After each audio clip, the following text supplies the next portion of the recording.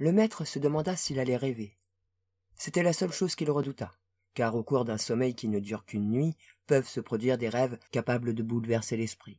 Et c'est pour une centaine d'années qu'il devait dormir.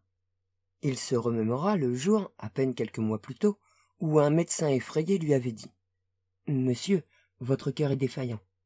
Vous avez moins d'1 an à vivre. » Il n'avait pas peur de la mort, mais la pensée qu'elle allait le faucher alors que son intellect était à son zénith, alors qu'il n'avait accompli que la moitié de son œuvre, l'avait rempli d'une fureur confuse.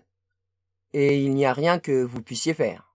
avait-il demandé. « Non, monsieur. Nous travaillons sur les cœurs artificiels depuis 100 ans. Dans un siècle, peut-être, cela pourra se faire ?»« Très bien, » avait-il répondu avec froideur. « J'attendrai 1 siècle de plus.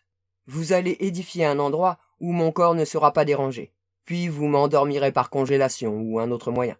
Cela, du moins, je sais que vous pouvez le faire. » Il avait assisté à la construction de sa tombe dans un lieu tenu secret, au-dessus de la limite des neiges du mont Everest.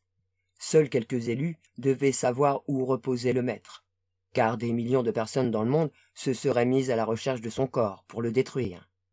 Le secret devait être préservé au fil des générations, jusqu'au jour où la science de l'homme aurait su éradiquer les maladies du cœur. Alors, le maître serait tiré de son sommeil.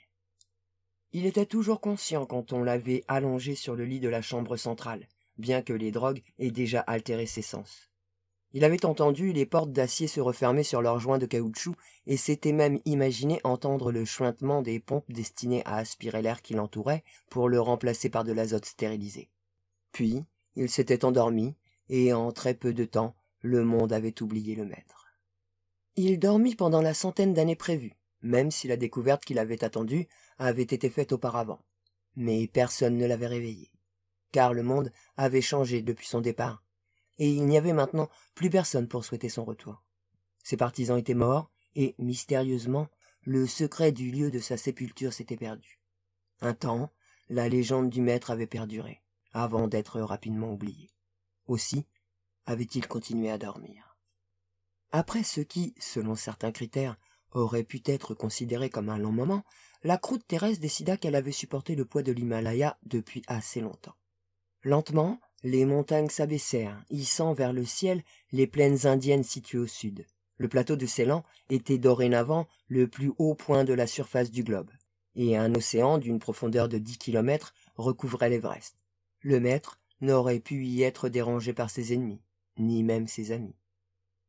Lentement, patiemment, le limon fut entraîné vers le fond de l'océan pour se déposer sur ce qui avait été les flancs de l'Himalaya. La couche de ce qui serait un jour de la craie ne s'épaississait que d'une dizaine de centimètres par siècle. Si quelqu'un avait pu revenir observer la situation quelque temps après, il aurait pu remarquer que le fond marin ne se trouvait plus à 10 kilomètres de profondeur, ni à 3, ni même à 2.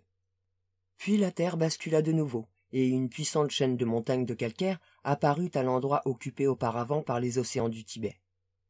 Mais le maître n'en sut rien, et son sommeil ne fut pas dérangé quand cela se reproduisit encore, et encore, et encore. La pluie et les rivières attaquaient à présent la craie, l'emportant vers de nouveaux océans, érodant le sol au-dessus de la sépulture enterrée. Lentement, les kilomètres de rochers furent emportés par les eaux jusqu'à ce que la sphère de métal qui accueillait le corps du maître revoie de nouveau la lumière du jour. Cependant, ce jour était bien plus long et bien plus faible qu'il ne l'avait été lorsque le maître avait fermé les yeux. Des savants découvrirent alors la sépulture sur un piédestal de pierre s'ayant haut sur la plaine dénudée. Parce qu'ils ne connaissaient pas le secret de la tombe, il leur fallut encore, malgré toute leur science, 30 ans pour atteindre la chambre où il reposait. L'esprit du maître s'éveilla avant son corps. Comme il gisait, impuissant, incapable même de soulever ses paupières de plomb, les souvenirs lui revinrent en foule. 100 ans s'étaient écoulés sans dommage. Son pari désespéré avait réussi. Il ressentit une étrange euphorie et le désir de voir le nouveau monde qui avait dû advenir pendant qu'il gisait dans sa tombe. L'un après l'autre, ses sens lui revinrent.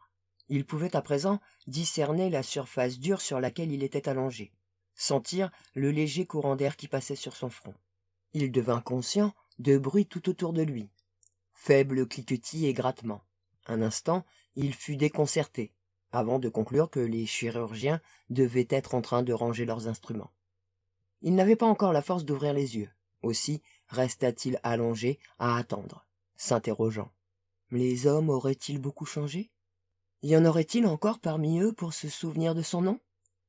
Ce serait peut-être mieux s'il l'avait oublié, bien qu'il n'ait jamais craint la haine des hommes ou des nations. Il n'avait jamais connu leur amour.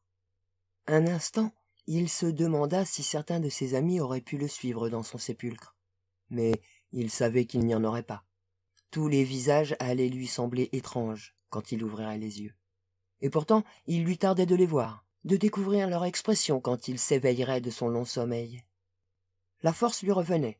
Il ouvrit les yeux. La lumière était douce et il ne fut pas aveuglé. Mais pendant un moment, tout fut brouillé et brumeux. Il distinguait des silhouettes debout autour de lui qui lui semblaient étranges, bien qu'il ne puisse les voir clairement. Ses yeux finirent par accommoder leur vision. Puis, quand ils transmirent leur message au cerveau, le maître cria faiblement, une fois, puis mourut à jamais. Car au dernier instant de sa vie, en voyant ce qui l'entourait, il comprit que la longue guerre entre l'homme et l'insecte avait pris fin, et que l'homme n'en était pas sorti vainqueur.